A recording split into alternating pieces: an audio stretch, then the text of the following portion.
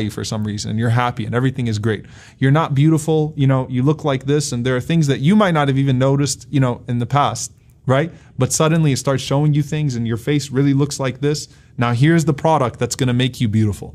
So marketing is to create an insecurity and then provide the solution. So shaitan creates the insecurity, and then the only solution he will ever give you is a haram solution, because he wants to take you away from Allah subhanahu wa ta'ala. So whether that's with money or with anything else, whether he's promising you poverty or promising you misery. One of my students, when we did the tafsir of this ayah, he came to me and he said, subhanAllah, every time I find myself resorting to to a haram relationship, shaitan comes to me like so many times, and I keep having this thought that you're never going to get married anyway. You're never going to get married anyway. So instead of you're never going to get married anyway, so, here are some things that you can do. You're never going to get married anyway. You need to go do haram. Okay, you need to engage in this prohibition. You need to have this relationship. Otherwise, you're in trouble. يَعِدُكُمُ الْفَقْرِ وَيَأْمُرُكُمْ بِالْفَحْشَاءِ. Allah subhanahu wa ta'ala, on the other hand, look what Allah says. وَاللَّهُ يَعِدُكُمْ مَغْفِرَةً مِّنْهُ. Allah promises you forgiveness from Him.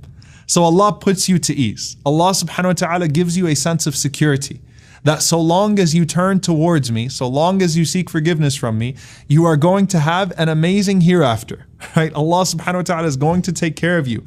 What's waiting for you is amazing. And as long as you have the forgiveness of Allah, you don't need anything else in the world, because that is the one thing in life that you can't do without, right? When the Prophet ﷺ says, إِن لَمْ يَكُنْ بِكَ غَضَبٌ عَلَيَّ فَلَا أُبَالِي, as long as you're not angry with me, I don't care about anything else.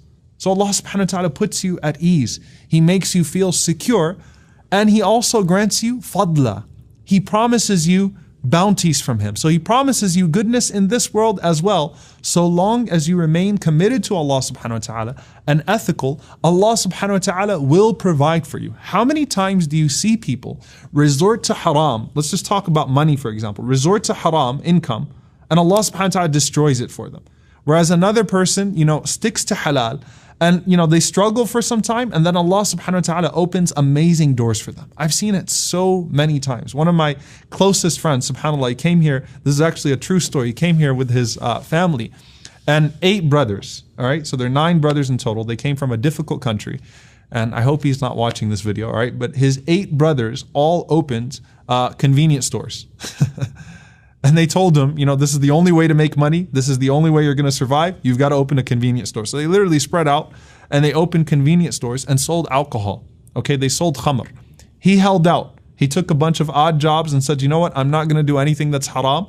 Until, subhanAllah, he found himself working for someone that did flooring in a house. And now, mashallah, this brother owns 20 different flooring stores. He's the most wealthy of all of his brothers. And he did it all in halal. Right? Because he committed himself to that. So he says, subhanAllah, that struggle was worth it, because during that struggle, I gained tawakkul in Allah subhanahu wa ta'ala. I gained trust in Allah subhanahu wa ta'ala. And then now I can go to sleep at night knowing I have halal income, knowing that what Allah subhanahu wa ta'ala has provided for me is pure. So shaitan comes to you and says, if you don't do this, your life is going to be miserable and everything's going to fall apart.